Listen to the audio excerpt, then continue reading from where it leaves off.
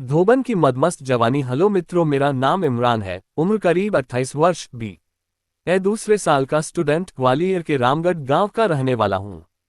ये कहानी मेरी एक पड़ोसन और मेरे बीच हुए कामुक खेल के बारे में है। उम्मीद है आपको जरूर पसंद आएगी।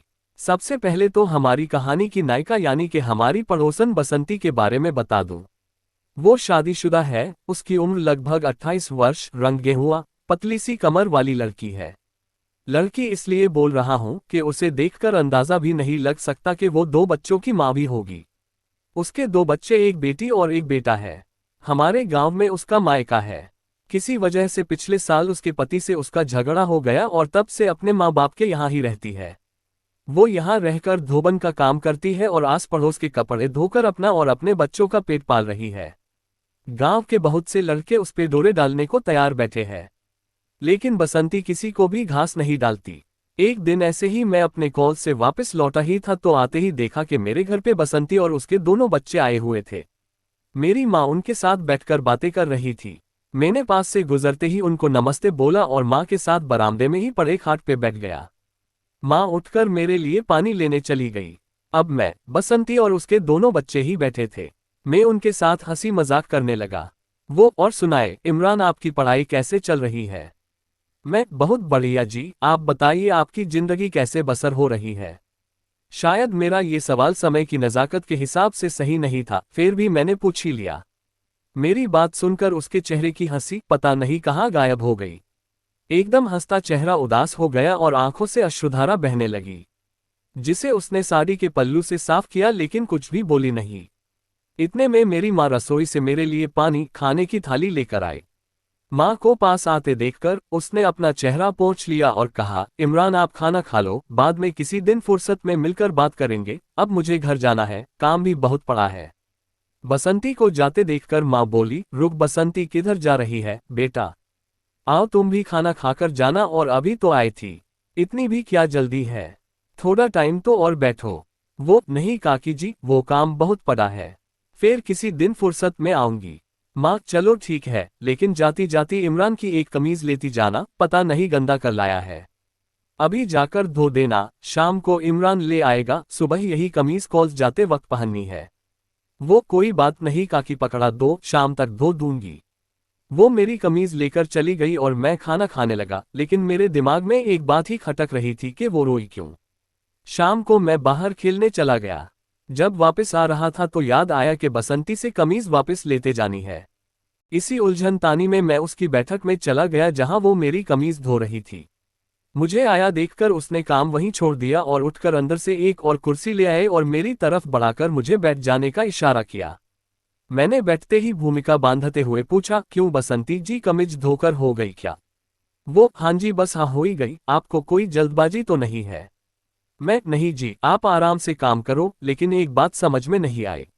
वो कौन सी? मैं, यही कि दोपहर को जब मैंने आपका हाल पूछा तो आप भावुक क्यों हो गई थी? जहां तक मुझे याद है मैंने कुछ गलत नहीं बोला, सिर्फ आपका हाल ही तो पूछा था। वो, नहीं नहीं, ऐसी कोई बात नहीं थी, बस आपने जिंदगी बसर का पूछा तो मन भर आया कि कैसे पति के होते हुए भी विधवा जैसी जिंदगी जी रही हूं। अब आप तो अच्छी तरह से समझते हो पति बिना पत्नी का क्या हाल होता है। हर काम में जहां आदमी को आगे आना चाहिए, वहां एक औरत को आगे आना पड़ता है। कहने को तो घर पे मर्दों में मेरा बापू, मेरा भाई भी है, लेकिन एक पति की जगह ये बाप बेटे के रिश्ते नहीं ले सकते। पिछले 1 साल से उनका इंतजार कर रही हूं कि कब आए और कब हमें माँ बच्चों को हमारे असली घर पे ले जाए। यहाँ मायके में मेरा दम घुटता है। वैसे भी लड़की का असली घर तो उसका ससुराल ही होता है। इमरान, सही पूछो तो मेरा यहाँ एक पल भी दिल नहीं लगता, बस मजबूरी में रह रही हूँ। चाहे माँ बापू भाई सब बहुत लाड प्यार करते हैं अपने नाती नातिन और बेटी को, लेकिन फिर भी दिल बस उनको ही मांगता है। इस बार भी वो भावुक हो गई और उसकी आंखों की नमी साफ झलक रही थी। मैंने उसकी सारी बात सुनी और उसे हौसला दिया कि फिक्र न करो, सब ठीक हो जाएगा और एक दिन जरूर ऐसा आएगा जब आपको आपका पति जरूर लेने आएगा। कमीज वापस लेकर जैसे ही घर की ओर मुड़ा तो उसने पूछा, आपको घर पे जाने की कोई जल्दी तो नहीं है ना इमरान? उसका दोबारा ऐसा पूछना मुझे थोड़ा अजीब लगा। मैं, नहीं तो क्यों, क्या हुआ? वो दरअसल आज शाम से ही माए बापू और बच्चे पास वाले गांव में एक शादी में शामिल होने गए हैं। वो देर रात तक वापस आएंगे। सो तब तक मेरे पास रुक जाओ ना, अकेली हूं, मेरा भी दिल बहल जाएगा बातों से, वरना खाली वक्त भी घर की टेंशन लगी रहेगी। बस 1-2 घंटे की तो बात है। मुझे उसकी बात ठीक लगी और अपने मोबाइल से घर पे फोन कर दिया कि 2 घंटे लेट आऊंगा। हमने अंदर से कुंडी लगा ली और बैठकर बातें करने लगे। बातों बातों में मुझे ये पक्का हो गया कि वो हवस की प्यासी है और जरा सी मेहनत से मुझे अपना शरीर दे सकती है। एक तरफ मुझे डर भी लग रहा था कि मेरी पहल करने से वो बुरा न मान जाए, तो दूसरे तरफ शिकार हाथ से न फिसल जाए ये भी चिंता। मैं अभी इन्हीं बातों में उलझा हुआ था कि वो बोली, क्या इमरान तुम्हारी कोई गर्लफ्रेंड है? मैं, नहीं तो। वो एकदम कोरा झूठ, हो ही नहीं सकता, इतना हैंडसम लड़का और उसकी कोई लड़की दोस्त ना हो। मैं, नहीं है यार, प्लीज यकीन करो, मेरा होती तो तुम्हें तो बताता ना। वो, क्यों नहीं है, इस उम्र में तो कोई भी लड़का दो दो लड़कियां रखता है। मैं, अभी तक कोई मिली ही नहीं आपके जैसी सुंदर लड़की जिसे गर्लफ्रेंड बना सकूं। मैं ये सब कुछ उसका हाथ पकड़कर एक ही सांस में उसे बोल गया। इस बार मेरी बातों में मरमिटने वाली भावना प्रबल थी। वो, अच्छा जी, मुझमें क्या खास है जो दूसरी लड़कियों में नहीं है? मैंने अक्सर लोगों से सुना था कि लड़कियां तारीफ की भूखी होती है, तो इन मौके पे मैंने भी सोचा चलो यदि तारीफ करने से काम बनता है तो हर्ज भी क्या है। मैंने उसका हाथ पकड़ के उसकी पहली उंगली को नंबर 1 खूबी बताते हुए कहा, पहली खूबी कि आप बहुत खूबसूरत हो। दूसरी खूबी कि आप बढ़िया स्वभाव के मालकिन हो। तीसरी खूबी कि आप अपने दिल में कोई बात छुपाते नहीं हो, मतलब कि बातों बातों में सब राज खोल देते हो। वो कैसे? मैं, जैसे कि आपने बताया कि पति के बिना आपका दिल नहीं लगता। वो, मेरी बात सुनकर वो जोर की हंस दी और बोली, बड़े बदमाश बच्चे हो आप तो। मैं, अभी मेरी बदमाशी देखी कहाँ है आपने? वो, अच्छा जी, चलो दिखाओ कौन सी बदमाशी है आपकी जो अभी तक मैंने देखी नहीं है। मुझे उसकी ये बात ग्रीन सिग्नल लगी। फिर भी मैंने डरते डरते उसे अपनी तरफ खींचा। उसने भी आत्मसमर्पण वाली भावना से खुद को ढीला छोड़ दिया और मेरे गले लग गई। मैंने उसे बाहों में लिया तो वो लड़कियों वाले नखरों पे उत्तर आए। ये क्या कर रहे हो इमरान, छोड़ो, मुझे कोई देख लेगा तो हंगामा खड़ा हो जाएगा। प्लीज छोड़ो न, ये सब गलत है। लेकिन मैंने उसकी एक न सुनी और उसे ऐसे ही गले लगाए उसकी पीठ को सहलाए जा रहा था।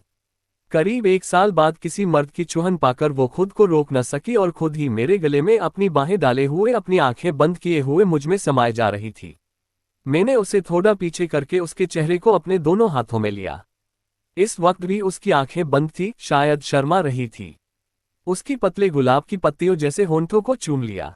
कामवेग के आवेश में अंधी वो भी मेरा साथ दे रही थी।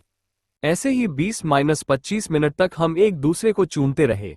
अब मन तो दोनों का था कि यहीं पे ही अगली कार्रवाई कर डाली जाए, लेकिन उसी वक्त मेरे घर से पापा का फोन आया कि जल्दी आओ, कोई जरूरी काम है। सो मैं उसे अपनी मजबूरी बताकर कल दोपहर को छुट्टी के बाद मिलने का वादा देकर न चाहते हुए भी चला आया। अब आग तो दोनों तरफ लगी हुई थी, बस टाइम की प्रॉब्लम की वजह से प्रोग्राम आगे डालना पड़ा। अगले दिन कॉल्स में भी मेरा दिल नहीं लगा।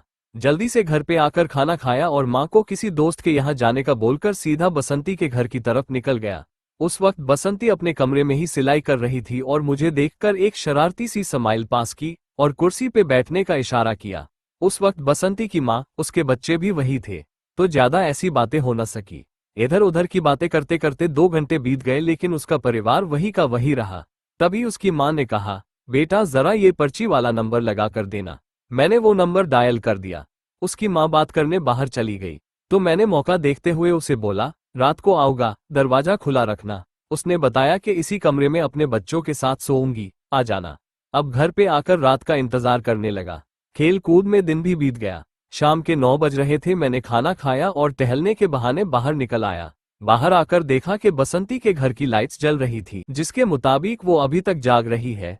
थोड़ा इधर उधर टहलने के बाद करीब 10 बजे उसके घर के दरवाजे को जरा सा धक्का दिया और वो खुल गया। अंदर कमरे में अंधेरा ही अंधेरा था, तो कुछ भी अंदाजा नहीं था कि कौन से बिस्तर पे कौन लेटा हुआ है। मैंने दोनों बिस्तरों को मोबाइल की रोशनी में देखा तो पता चला कि उसके दोनों बच्चे एक बिस्तर पे और बसंती अकेली सोई हुई है।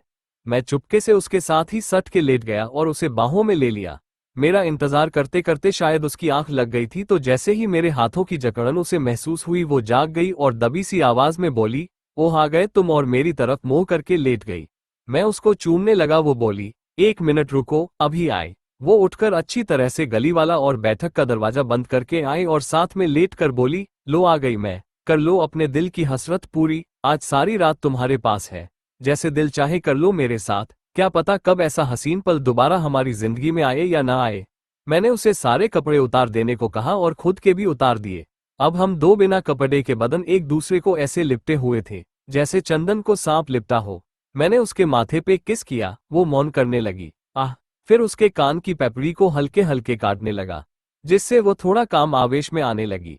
फिर होठों को चूमना शुरू किया, जिसमें वो भी मेरी पूरी मदद करने लगी। अब थोड़ा नीचे गले और उसके छाती को मसलने और चूसने लगा, जिससे इसकी काम अग्नि भड़क उठी और वो मेरा सर अपने छाती पे ही दबाने लगी। फिर थोड़ा नीचे उसकी नाभि और स्पॉट पेट को चूमा और नीचे उसकी ताज़ा क्लीन शेव की हुई पपीता पे अपने गर्म गर्म होंठों से किस किया, जिससे उसके मुंह से एक आह निकल गई और बोली, इमरान राजा, अब और न तड़पाओ, बस डाल दो अब, और सब्र नहीं हो रहा, और जल्दी से कर लो कहीं छोटा बेटा जाग न जाए। मैं उसे और बेकरार करना चाह रहा था, लेकिन ज्यादा मजे की चाह में मैंने अपना सांप पकड़ा दिया। करीब 1 साल बाद वो किसी मर्द के अवजार को छू रही थी। अवजार हाथ में लेकर उसके साइज का जायजा लेने लगी और धीरे से मेरे कान में कहा, आपका अवजार तो उनके अवजार से भी बड़ा और मोटा है, आज मजा आएगा। उसने इशारे से अवजार होल में डालने को बोला। मैंने जैसे ही अवजार को उसकी गर्म होल के मुंह पे रखकर घपा-घप करना चाहा तो 1 साल से प्यासी होने की वजह से बाहर ही फिसल गया। फिर उसने अपनी टांगे ऊपर उठाए और थोड़ी चौड़ी करके दोबारा डालने को कहा। इस बार थोड़ी सफलता मिली और अवजार का सुपाड़ा उसकी तंग मुंह वाली होल में धंस गया, जिससे उसको थोड़ी पीड़ा का एहसास हुआ और 1 मिनट रुकने को बोला। 1 मिनट बाद जब उसकी पीड़ा थोड़ी कम हुई तो उसने दोबारा हिट लगाने को बोला। इस बार की जोरदार हिट से अवजार जड़ तक उसकी होल में पूरा समा गया और वह पीड़ा से तड़पने लगी। कुछ पल ऐसे ही पड़े रहने के बाद उसने मुझे ऊपर से ही धीरे धीरे हिलने का आदेश दिया। एक आज्ञाकारी बच्चे की तरह मैं उसका हर आदेश मानता गया और धीरे धीरे हिलने लगा। जब उसको मजा आने लगा तो उसने स्पीड बढ़ाने का आदेश दिया तो मैंने धीरे धीरे स्पीड बढ़ा दी। करीब 10 मिनट बाद हम इकट्ठे ही एक साथ रसखलित हुए और एक दूसरे को बाहों में लिए पड़े रहे। करीब आधा घंटा बीत जाने पे मैंने उनसे जाने का आदेश मांगा, लेकिन वो पूरी रात रुकने का बोलती थी। मैंने उसे कहा कि सुबह कॉलेज भी जाना है, लेकिन उसने शर्त रखी कि एक बार और करो। मैंने उसका मन बहलाने की खातिर एक बार और जमकर किया, जिससे हम बुरी तरह से थककर चूर हो गए। थोड़ी देर बाद हमने कपड़े पहने और उसने उठकर गली वाला दरवाजा धीरे से खोला और बाहर का जायजा लिया कि कोई देख तो नहीं रहा, और फिर मुझे बाहर भेजकर दरवाजा अंदर से लगा लिया। उस दिन के बाद जब भी वक्त मिला उसे उसके घर पे कई बार किया।